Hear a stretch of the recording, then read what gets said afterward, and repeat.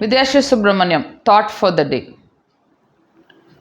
ஒரு போர் வீரன், ஒரு போர் வீரனுக்கு பார்த்தீங்கன்னா ஒரு பயம் இருந்துக்கிட்டே இருக்குது. எதை எடுத்தாலும் பயம், இதை பண்ணுறதுக்கு பயம், அது பண்ணுறதுக்கு பயம், பயம் இருந்துக்கிட்டே இருக்குது. அப்போ அவர் அந்த பயத்தை போக்குறதுக்கு என்ன பண்ணலாம் அப்படின்னு சொல்லிட்டு அவருக்கு ஒரு குரு இருக்குது. அவர் குருக்கிட்ட போய் கேட்குறாரு, குரு எனக்கு எதை பார்த்தாலும் பயமாகவே இருக்குது, பயம் எனக்கு ஒரு பெரிய பிரச்சனையாக இருக்குது. ஸோ பயத்தை நான் என்ன பண்ணுறது அப்படின்னு சொன்னோடனே அப்புறம் அந்த குரு சொல்கிறாரு, சரி உனக்கு பயம்தான் பிரச்சனை, உன்னால் பயத்தோட வாழ முடியல, பயம் ரொம்ப பிரச்சனையாக இருக்குது அப்படின்னா நீ என்ன பண்ணா, ஒரு நாள் நான் சொல்லுவேன், அந்த அன்னைக்கு நீ பயத்தோட சண்டை போடணும் அப்படின்னு சொல்லுவார். ஒரு சரி குரு சொல்கிறாரு, அதில் ஏதோ அர்த்தம் இருக்கும் அப்படின்னு சொல்லிட்டு போயிடுறாரு. அப்புறம் ஒரு நாள் வருது, குரு சொல்கிறாரு, இன்றைக்கி உனக்கு அந்த நாள், இன்றைக்கி அந்த நாளில் நீ பயத்தோட சண்டை போடணும் அப்படின்னு சொல்கிறாரு. பயத்தோடு நான் எப்படி சண்டை போடுறது அப்படின்னோடனே, உனக்கு எதிர்த்தாப்பில் இருக்கிறது பயம், நீ பயம்னு சொல்லிட்டு ஒரு விஷயத்தை கற்பனை பண்ணிக்கோ, நீ கற்பனை பண்ணிக்கிட்டு நீ போய் பயத்தோட போய் சண்டை போடணும் அப்படிங்கிறாரு. ஸோ இவர் என்ன பண்ணுறாரு, எதிர் அணியாக அவர் யூகிச்சுக்கிறாரு. எதிர்த்தாப்பில் பயம் இருக்குது, இன்னொரு பக்கம் இவர் இருக்கார். ஸோ இவர் ரெடியாக இருக்கார். இவர் கத்தி கப்படா எல்லாம் ரெடியாக வச்சு சண்டை போட்டு அந்த பயத்தை அழிச்சிடணும்னு நினச்சிட்டு இருக்காரு. அப்புறம் அவர் அப்புறம் சரின்னு சொல்லிட்டு இவர் ரெடி ஆனோடனே அந்த போர் ஆரம்பிக்குது. போர் ஆரம்பிக்கும்போது இவர் வேகமாக அந்த பக்கம் போகிறாரு.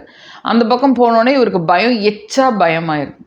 அப்போ இவர் என்ன பண்ணுறாரு, அந்த பயத்துக்கிட்டே பேசுகிறாரு, நான் உன் கூட சண்டை போடலாமா, ரெடியாக இருக்கியா அப்படின்னு கேட்டோடனே அந்த பயம் சிரிச்சுக்கிட்டு, நீ ஏற்கனவே நீ சண்டை போடுறதுக்கான மனநிலை இல்லை, நீ வரும்போதே நீ தோக்குற மாதிரி தான் வர அப்படின்னு சொல்லுது.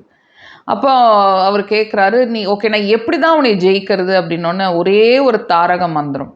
அந்த தாரக மந்திரம் எப்படின்னா, நீ என்கிட்ட வரும்போது நான் உன்கிட்ட பெருசாக நிற்பேன், கண்ணு அப்படி முழிச்சு உன்னை பார்ப்பேன், உன்னை கிட்ட அப்படியே உன்னை பிடிச்சிக்குவேன், பிடிச்சோடனே நீ ரொம்ப வீக்காயிருவ, வீக்கானோடனே நீ என்கிட்ட ஜெயிக்க முடியாது அப்படின்னு அவர் அந்த பயம் சொல்லும். அப்போ இவர் சொல்வார், அப்போ எப்படி உன்னை ஜெயிக்கிறது அப்படின்னோடனே, நான் நீ எப்போ என்கிட்ட வரியோ அப்போ நான் திருப்பி அதே மாதிரி பெருசாக உருவெடுப்பேன், பெரிய கண்ணை வச்சு முழிச்சு பார்ப்பேன், அப்படியே உன்னை கட்டி பிடிக்கலான்னு வரும்போது நீ நான் என்ன நினைக்கிறோன்னு நீ அதை செய்யக்கூடாது அப்படின்னு சொல்லுவார்.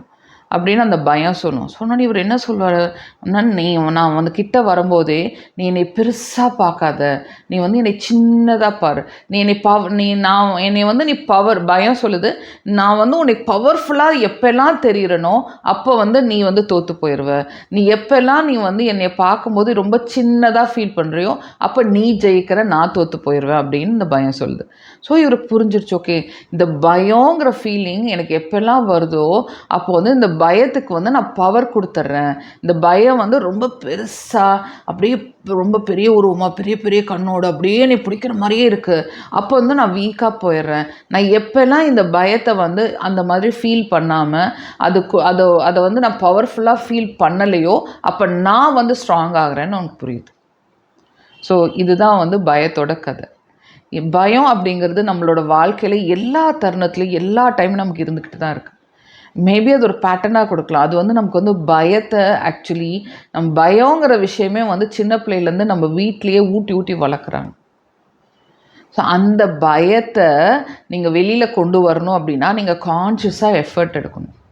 எப்போல்லாம் பயம் வருதோ அப்போ நீங்கள் என்ன பண்ணுங்கள், அந்த ஃபீலிங்கை டைல்யூட் பண்ணிடுங்க, அந்த ஃபீலிங்கை உடைச்சிருங்க. உடைச்சிட்டு வேறு எதுலையோ கவனம் செலுத்துறீங்க அப்படின்னா இந்த பயம் உங்களுக்கு கம்மியாயிடும். இந்த பயம் அப்படிங்கிறது நம்மளாக ஒரு விஷயத்தை தலைக்குள்ளே போட்டு அது நடக்காதோ நடக்குமோன்னு சொல்லிட்டு நமக்குள்ளேயே போராட்டம் பாருங்கள், அதுதான் அந்த பயம். அந்த பயத்துலேருந்து வெளியே வந்துட்டால் ஒவ்வொரு நாளும் உங்களுக்கு வெற்றியான நாளாக தான் இருக்கும். இந்த நாள் மட்டும் இல்லை, எந்த நாளுமே உங்களுக்கு வெற்றியாக இருக்கிறதுக்கு என்னோடய வாழ்த்துக்கள். பயங்கிற விஷயத்தை விட்டு வெளியே வந்துடுங்க, சரியா?